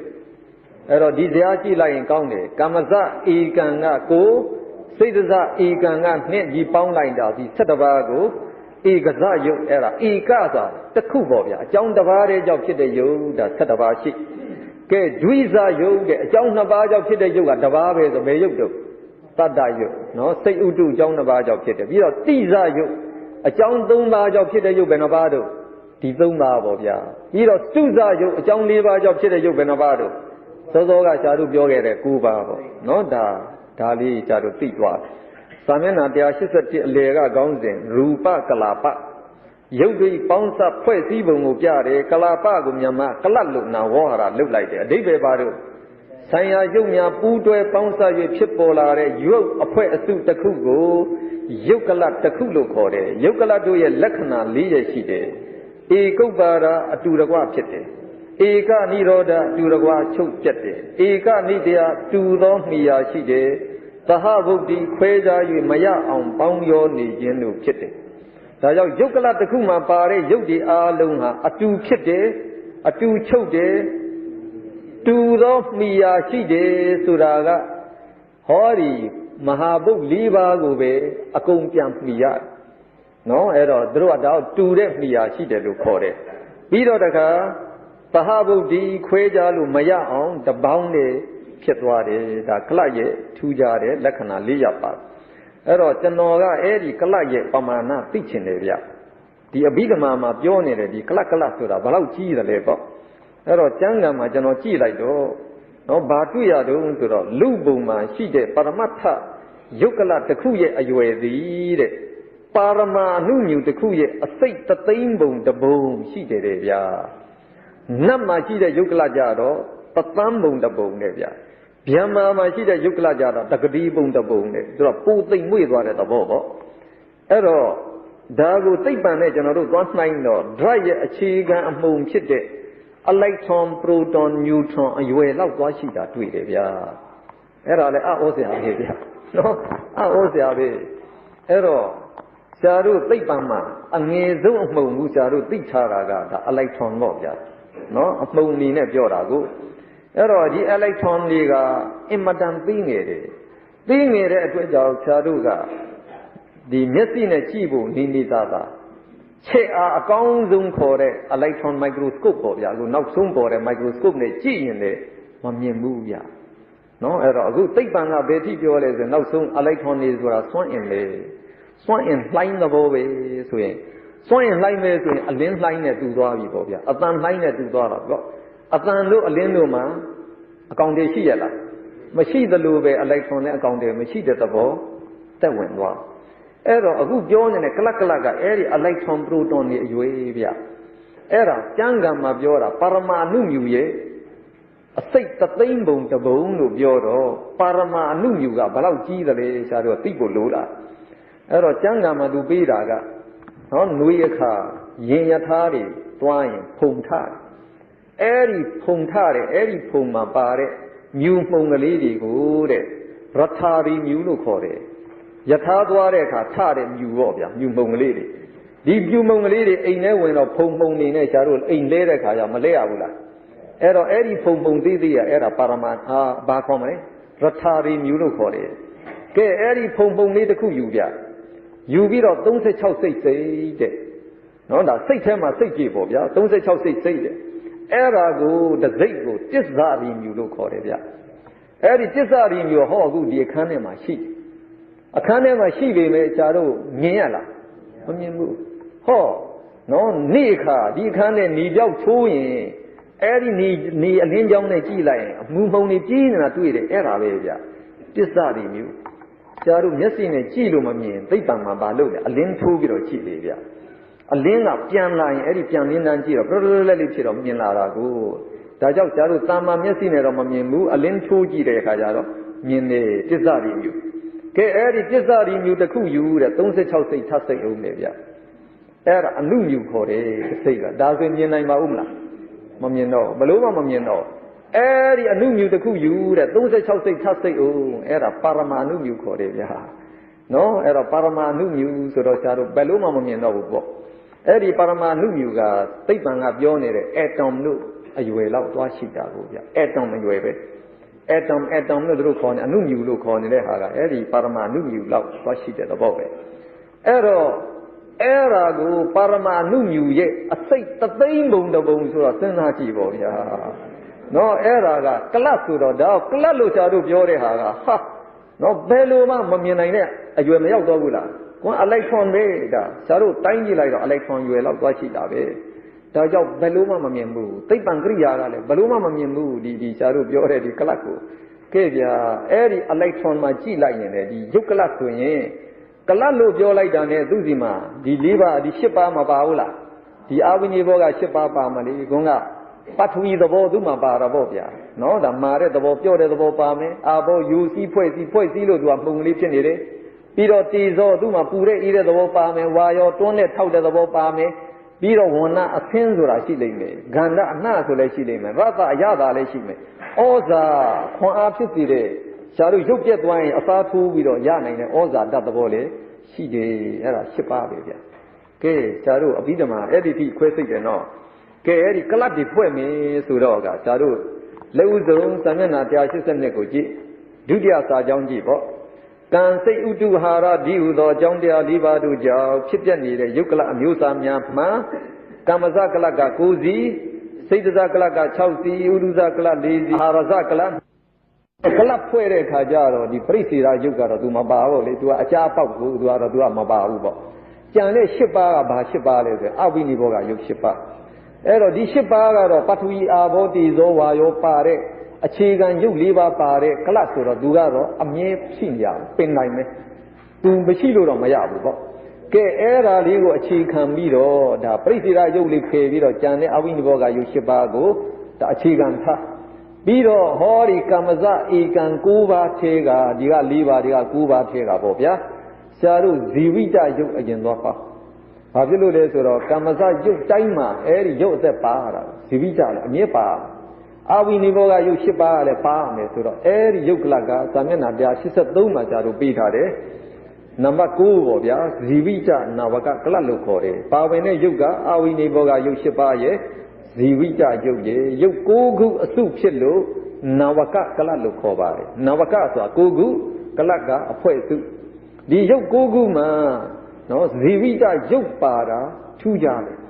အာဝိနိဘောကယုတ်10ပါးကအမြဲပါမယ်ဆိုရင်သူကတော့မထူးဘူးပေါ့ဗျာအဲ့ဒီဇီဝိတယုတ်ပါတာထူးကြလို့နာမည်ပြီးတော့ပါခေါ်လိုက်တယ်ဇီဝိတနာဝကကလယုတ်ဇီဝိတယုတ်တင်တကွာဖြစ်တော့ယုတ်9ခုအစုလို့အဓိပ္ပာယ်ရသွားတာပေါ့ကဲဒီလက်ဝဲပဲဆရာတို့ပြန်လာမယ်နံပါတ်1ကိုပြန်သွားတာပေါ့ဗျာကမ္မဇကလနံပါတ်1ကဘာတို့စက္ခုဓတ္တကကလအဲ့တော့စောစောကအဝိနိဘောကယုတ်10ပါးရဲ့ဇီဝိတယုတ်ရဲ့ဒါပင်နိုင်ဖြစ်သွားပြီအဲ့ဒီထဲမှာအခုဘာထပ်ပေါင်းလဲ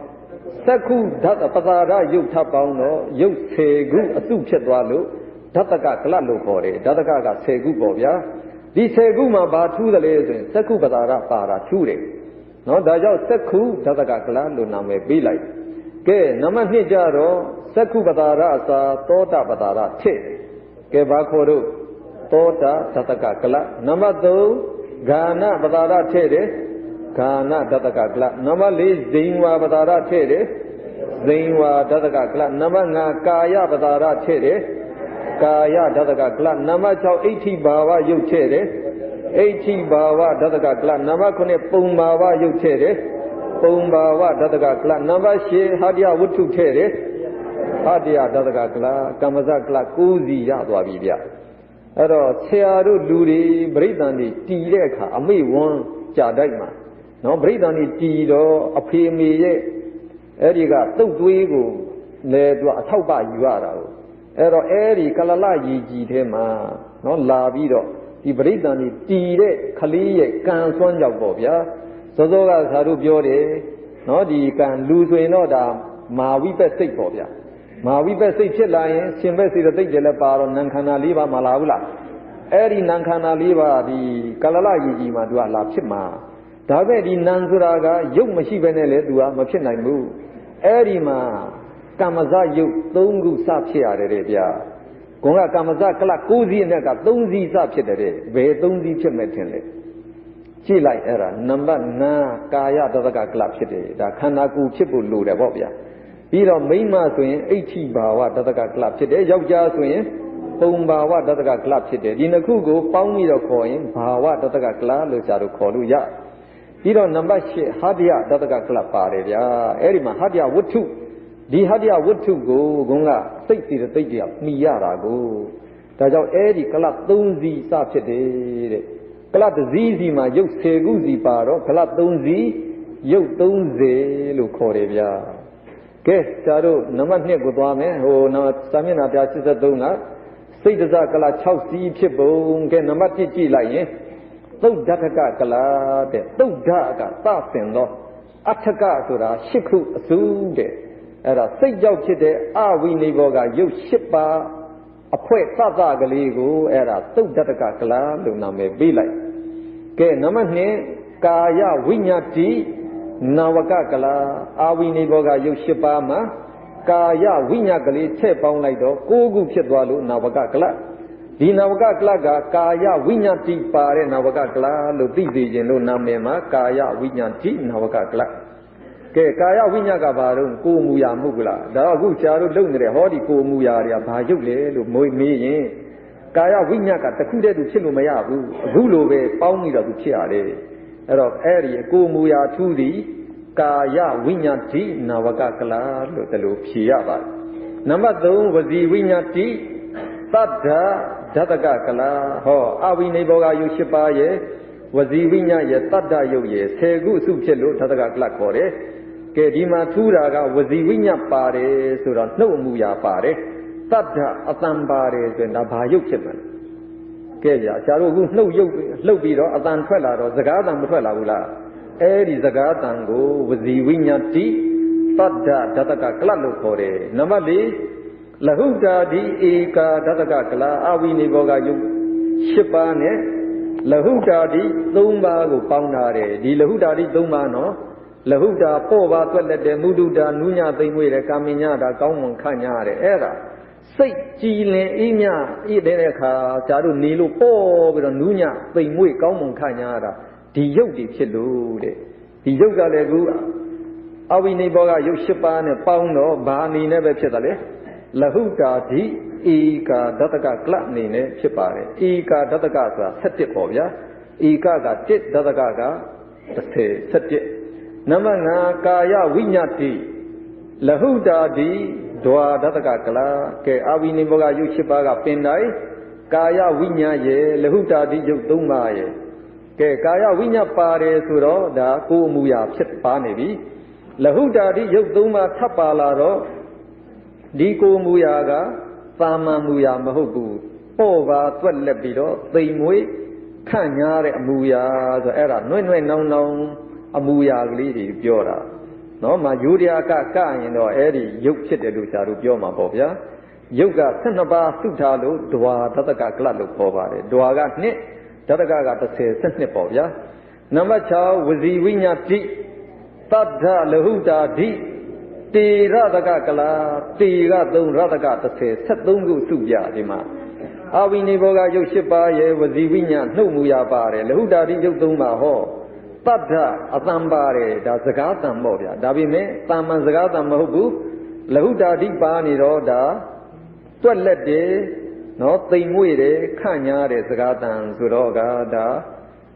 ညုတုတုခယတာတာနဲ့ပြောတဲ့အတန်တချင်းဆိုတဲ့အတန်ပေါ့ဗျာနော်တချင်းတန်လို့ကြရင်အဲ့ဒီဝစီဝိညာတိတတ္ထလဟုတာတိတိရတကကလာလို့တလို့ဖြေရမှာဖြစ်စာမျက်နှာ184ဥဒုဇကလ4စီဥဒုကြောင့်ဖြစ်တဲ့ကလ4ပါးနာမည်တွေကခုနကစိတ်တဇကလနဲ့တူတူပဲဗျတစ်ကသုတ်ဓတကကလဥဒုကြောင့်ဖြစ်တဲ့အဝိနိဘောဂယုတ်8ပါးအဲ့တော့စောစောကစိတ်တဇကလနဲ့ခွဲခြင်းရင်ဇာတို့နော်ဟိုမှာစိတ်တဇကလဖြစ်ခဲ့ရင်စိတ်တဇသုတ်ဓတကကလလို့ခေါ်ဥဒုကြောင့်ဖြစ်ရင်ဥဒုဇ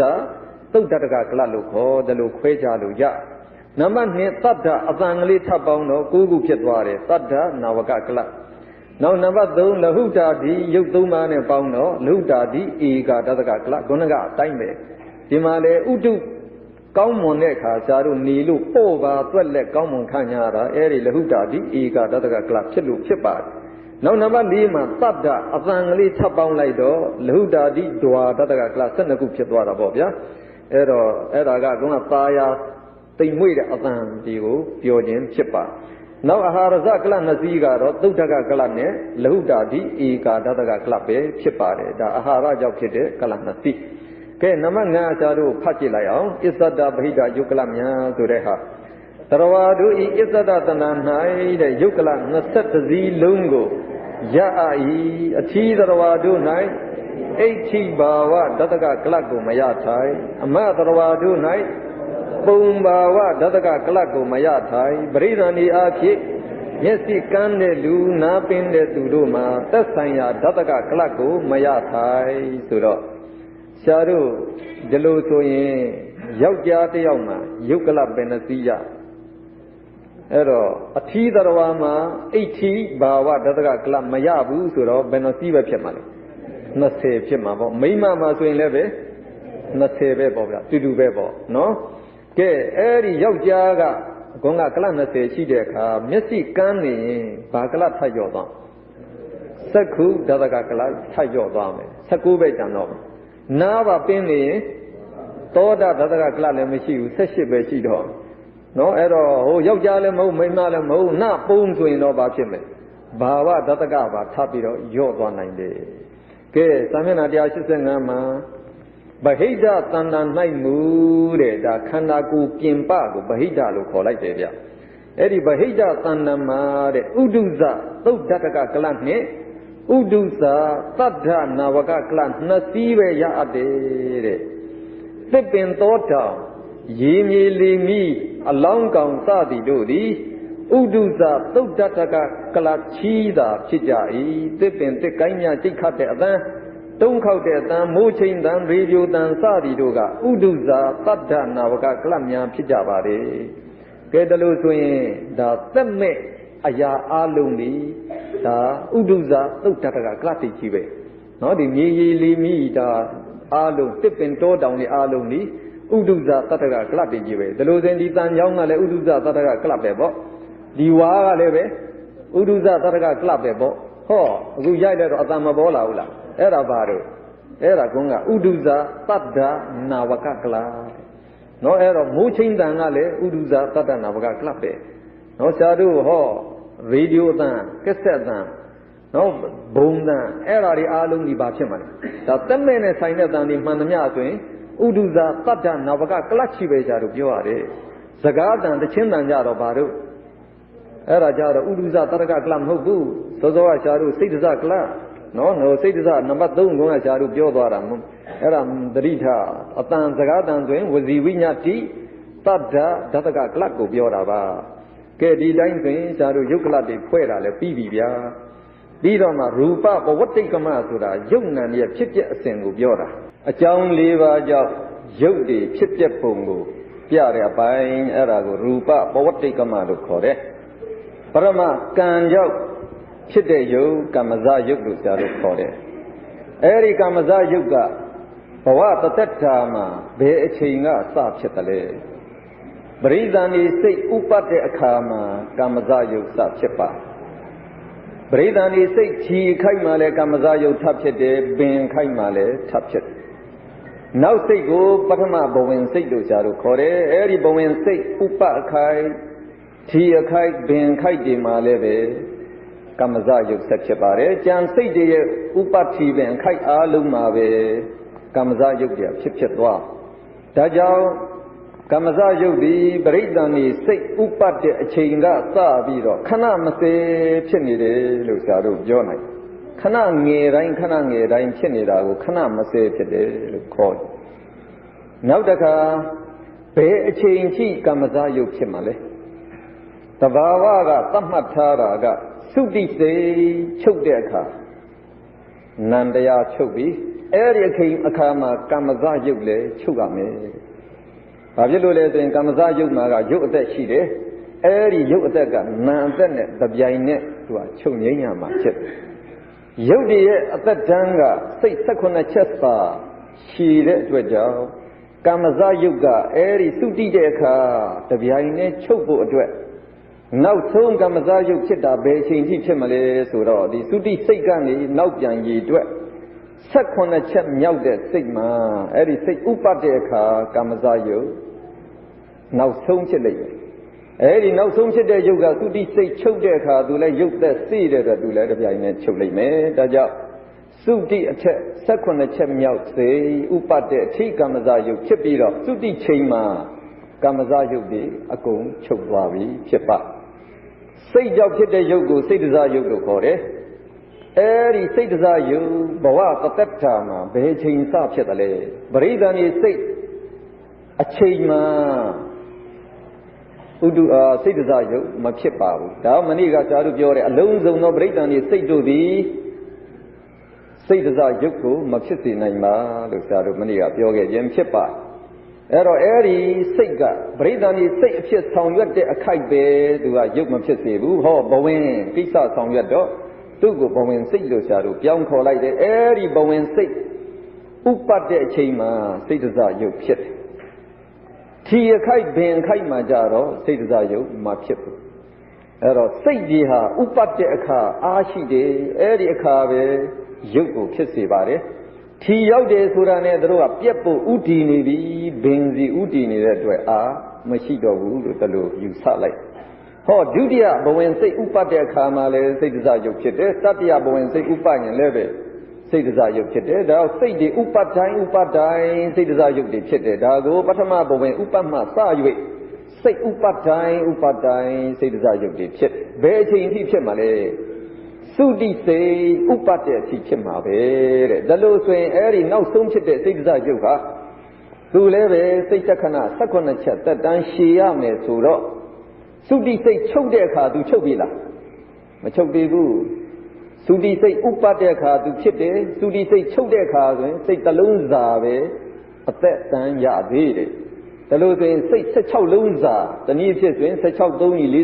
48ခဏငယ်48ချက်သက်တန်းကြံသေးဒီခဏငယ်48ချက်ဆိုတာကလည်းပဲစိတ်16လုံးဆိုတော့ကလက်တစ်ဖြစ်မှာစိတ်ကကတိတော်သိမ့်ဆိုတော့လက်တစ်ဖြစ်အတွင်းမှာပဲ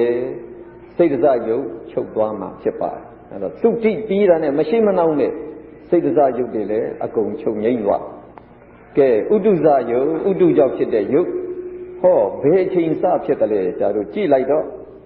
ပရမဇုံဖြစ်တဲ့ကာမဇယုတ်မှာတီဇောဓာတ်မပါဘူးလားအဲ့ဒီတီဇောကဥဒုဇယုတ်ကိုဖြစ်စေတဲ့ဥတုပဲယုတ်ဒီကြတော့ဥပတ်တဲ့အခါမရှိဘူး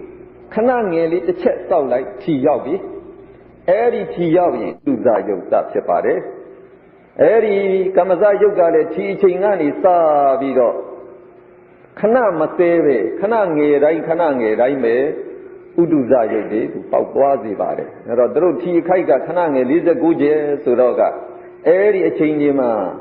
ဥဒုဇယုတ်တွေဆက်ဖြစ်သွားလိမ့်ဟောဒုတိယကာမဇယုတ်ကြာတို့ကြည့်လိုက်ရင်လည်းပဲသူလည်းခဏငယ်တစ်ချက်ဆိုရင်ထီရောက်ပြီထီရောက်ရင်အဲ့ဒီခါကနေစသူစီမှာရှိတဲ့တီဇောကလည်းပဲဥဒုဇယုတ်တွေခဏမစဲပဲပေါက်သွားစေလိမ့်တတိယကာမဇယုတ်ကလည်းသူလည်းထီရောက်ရင်သူလည်းခဏမစဲပေါက်သွားစေတယ်နောက်ကာမဇယုတ်ဒီမှာရှိတဲ့တီဇောတွေထီရောက်တဲ့အချိန်ကနေစပြီးတော့ဥဒုဇယုတ်တွေပေါက်သွားစေမယ်စိတ်တစားယုတ်ဒီမှာပါတဲ့တီဇောကလည်းထီရောက်ရင်သူတို့လည်းပဲဥဒုဇယုတ်တွေပေါက်သွားစေပါလေဒီဥဒုဇယုတ်ဒီမှာတခါတီဇောမပါဘူးလားပါပြန်တာပဲဒီတီဇောကလည်းထီရောက်ရင်သူတို့လည်းပဲဥဒုဇယုတ်တွေပေါက်သွားစေတယ်ဆိုဥဒုဇယုတ်ကဟိုယုတ်ကလကလည်းဖြစ်ဒီယုတ်ကလကလည်းဖြစ်ဆိုတော့ဥဒုဇယုတ်တွေကအများကြီးဖြစ်နေတယ်လို့ဒါကျွန်တော်တို့မြင်နိုင်တယ်ဘယ်အချိန်ထိဖြစ်မလဲအဲ့တော့ဒီမှာဖြစ်တာကတော့ပရိဒဏ်ဒီစိတ်ထီအချိန်ကနေစပြီးတော့ခဏမစဲဖြစ်တယ်ကျတို့ပြောတယ်ဘယ်အချိန်ဆုံးမှလဲအယိုးဆွေးသည့်တိုင်ဆက်လက်ပြီးတော့ဖြစ်သွားမယ်ဘယ်တော့မှမဆုံးဘူးနော်ဘယ်တော့မှမဆုံးဘူးဘာဖြစ်လို့လဲဥဒုဇယုတ်ကနေနောက်ထပ်ဥဒုဇယုတ်ပေါက်အဲ့ဒီဥဒုဇယုတ်အသစ်ကနောက်ဥဒုဇယုတ်ပေါက်ဒါလိုပဲဆက်ကပေါက်သွားရင်ဘယ်တော့ဆုံးမလဲမဆုံးဘူးပေါ့ဗျာနောက်ဆုံးအယိုးတွေဆွေးမြေ့လို့မြေကြီးဖြစ်သွားမြေကြီးဒီလည်းပဲဥဒုဇယုတ်ပဲမဟုတ်ဘူးလားဒီမြေကြီးကနော်ဒီဥဒုဇယုတ်ကဆက်ပြီးတော့ဥဒုဇယုတ်ဖြစ်နေလို့မြေကြီးပြောင်းမသွားတာအဲ့တော့မြေကြီးမှာရှိတဲ့ဥဒုဇယုတ်ကနောက်ထပ်ဥဒုဇယုတ်မပေါက်ရင်ယုတ်တွေကစိတ်18ချက်စာပဲတက်တန်းရှိတဲ့အတွက်ရှားတို့ကဘာမြေကြီးပါဖြစ်သွားလိမ့်ပျောက်သွားလိမ့်မယ်အဲ့ဒါမပျောက်တာကဥဒုဇယုတ်တွေဆက်ဖြစ်နေလို့ဗျာကဲအာဟာရဇယုတ်ဘယ်ချိန်စဖြစ်မှာလဲဗဟိတဩဇာဆိုတာကပြင်ပကစားတောက်တဲ့အစားအစာမှာပါတဲ့နော်အဲ့တော့အစားတောက်ဆိုတာကလည်းပဲယုတ်ကလတ်တင်နဲ့ပဲဖွဲ့စည်းထားတယ်ယုတ်ကလတ်တိုင်းမှာလည်းအဝိနိဘောကယုတ်8ပါးကမပါပဲမရှိရဘူးတို့အခြေခံပဲအဝိနိဘောကယုတ်8ပါးဆိုတာဘာယုတ်တွေလဲပထဝီအာဘောတေဇောဝါယောဝဏ္ဏဂန္ဓရတ္တဩဇာအဲ့ဒီဩဇာယုတ်ကလတ်တိုင်းမှာဩဇာပါတယ်ဗျအဲ့တော့ဆရာတို့စားမြူတဲ့အစားအစာဒါဗဟိတမှာရှိတဲ့ဩဇာလို့သူ့ကိုဗဟိတဩဇာလို့ခေါ်လိုက်တယ်အဲ့ဒီဗဟိတဩဇာဟာဆရာတို့အစာအိမ်မှာအစာကိုပါစကတီဇောကကြည်ညက်အောင်ကချက်ပေးလိုက်ကြည်ညက်ပြီးသွားတဲ့ခါကျရင်အဲ့ဒီဩဇာဓာတ်တွေဟာတဲ့သွေးနဲ့လိုက်ပြီးတော့တကူလုံးပြန့်နှံ့သွားဟောဒီခန္ဓာကိုယ်ကြတော့သူလည်းပဲယုတ်ကလတ်တင်နဲ့ဖွဲ့စည်းထားတယ်အဲ့ဒီခန္ဓာကိုယ်တွေယုတ်ကလတ်မှာပါတဲ့ဩဇာကိုတော့ဘာလို့ခေါ်မလဲ izzata ဩဇာလို့ခေါ်တယ်အတွင်းဩဇာပေါ့ဗျာနော်ကဲအဲ့ဒီယုတ်ကလတိုင်းမှာဒီသွေးကစိတ်ဝင်လာပြီဆိုရင်ကွန်းကဒီသွေးမှာပါလာတဲ့ဗဟိတဩဇာဟာယုတ်ကလထဲမှာရှိတဲ့ izzata ဩဇာနဲ့မတွေ့ဘူးလားတွေ့ဆုံကြတဲ့အခါကိုအဲ့ဒါဥပတ်တယ်လို့ခေါ်လိုက်တယ်ဗျတွေ့တဲ့ချိန်ဥပတ်ပြီးရင်ခဏငယ်တစ်ချက်ဆိုရင်ခြီရောက်ပြီယုတ်တရားအဲ့ဒီခြီရောက်တဲ့အချိန်ကနေစပြီးတော့တို့လည်းပဲခဏမစေအာဟာရဇယုတ်တွေဖြစ်စေပါဒါကြောင့်ဒီမှာရေးထားတဲ့ဗဟိတဩဇာနဲ့အစ္ဆဒဩဇာတို့ပေါင်းမိပြီးအဲ့ဒါဥပတ်တဲ့အချိန်ပြီးတော့ခြီကနေစပြီးတော့ခဏမစေပဲအာဟာရဇယုတ်တွေဖြစ်စေတယ်ဗျာကဲအဲ့ဒီအာဇယုတ်ကလတိကဘယ်အချိန်ထိဖြစ်မှာလဲသုတိစိတ်ဘင်တိုင်အောင်တဲ့အဲ့တော့ဒီသုတိစိတ်ချုပ်တဲ့အချိန်ပေါ့ဗျာဘင်အချိန်ထိဆက်ဖြစ်နေလိမ့်မယ်အဲ့တော့အဓိပ္ပာယ်ကဒီအာဟာရဇယုတ်တွေဖြစ်ဖို့အတွက်စိတ်ရဲ့အထောက်ပံ့လည်းလိုတယ်လို့အဓိပ္ပာယ်ရဒါကြောင့်စိတ်ရဲ့အထောက်ပံ့ကသုတိစိတ်ဘင်အချိန်ထိရနိုင်လို့အဲ့ဒီအချိန်ထိအာဟာရဇယုတ်တွေဖြစ်လိမ့်မယ်ဒါလို့ဆိုရင်နောက်ဆုံးဖြစ်တဲ့အာဟာရဇယုတ်ဒီသုတိစိတ်ဘင်မှာဖြစ်တယ်ဆိုတော့သုတိစိတ်ချုပ်တဲ့အချိန်ချုပ်သွားတဲ့အခါသူတက်တမ်းဘယ်လောက်ရလဲခဏငယ်တစ်ချက်လေးပဲပေါ့အဲ့ဒီဘင်ခဏလေးတစ်ချက်ပဲမရဘူးလားအဲ့တော့ရုပ်တည်းတက်တမ်းကခဏငယ်ဘယ်လောက်တော့50ချက်လေးဗျာနော်စိတ်တခဏအဖြစ်18ချက်3နဲ့မြောက်ရင်51မရဘူးလားတစ်ချက်တက်တမ်းရပြီဆိုရင်ဘယ်လောက်တက်တမ်းကြံတယ်လဲခဏငယ်50ကြံတယ်အဲ့ဒါလေစိတ်18လုံးစာလောက်ပဲဆိုတော့ကလက်တစ်ဖြစ်အတွင်းမဲ့မပြီးသွားဘူးလားချုပ်သွားတာပဲဒါကြောင့်သေပြီးတဲ့အခါမှာသေတာနဲ့တပြိုင်နက်ကာမဇယုတ်တပြိုင်နက်ချုပ်တယ်မရှိမနှောင်းမဲ့လက်တစ်ဖြစ်တွင်းမှာပဲစိတ်တဇယုတ်လည်းချုပ်တယ်ဟာဇယုတ်လည်းချုပ်တယ်ဒါလို့ဆိုရင်ဘာယုတ်တဲ့ကြံလို့ဥဒုဇယုတ်ပဲဒါကြောင့်ယုတ်အလောင်းဒီဥဒုဇယုတ်ပဲလို့ဆရာတို့ခေါ်တယ်ဗျာဆရာတို့လူတွေမှာဥဒုဇယုတ်ညာလို့သိရင်အလောင်းကြံတယ်ဗျာဟိုနတ်ပြည်ပြမာတွေတို့ကြတော့ကာမဇယုတ်များတယ်ဘာဖြစ်လို့လဲတခါတည်းမွေးရတယ်ဆိုတာနဲ့ဥပပပရိသံတွေလေးဗျာဘွားကနေတခါတည်းကိုအထင်ရှားဆိုတော့ရုပ်အပြည့်စုံတော့မဖြစ်ဘူးလားအေးတို့ကြတော့ကာမဇယုတ်များတယ်ဥဒုဇယုတ်နေတယ်ဗျာဒါသိရင်အလောင်းမကြံဘူးတို့မှာကဲကောင်းပြီအဲ့ဒါကနော်ဒါရုပ်၄မျိုးဆရာတို့ခန္ဓာကိုယ်မှာကာမဇယုတ်ရဲ့စေတဇယုတ်ရဲ့ဥဒုဇယုတ်ရဲ့အာဟာရဇယုတ်ရဲ့ဒီရုပ်၄မျိုးကဒီအကြောင်း၄ပါးဆိုတဲ့ကံစိတ်ဥတုဟာရကြောင့်ဟောနော်အခုဆရာတို့ကြည်သွားတဲ့အတိုင်းဒါခဏမစဲဆိုသလိုပဲဒီ၃မျိုးကခဏမစဲပေါ့ဗျာဒီစိတ်တဇယုတ်တစ်မျိုးကလားစိတ်ဥပတ်တိုင်းပဲခဏမစဲလို့ဖြစ်နေတယ်ဆရာတို့အဲ့ဒါသိပါကဲဒါလို့ဆိုရင်ဆရာတို့ဒီရုပ်ပိုင်းတော်လောက်ပါပြီ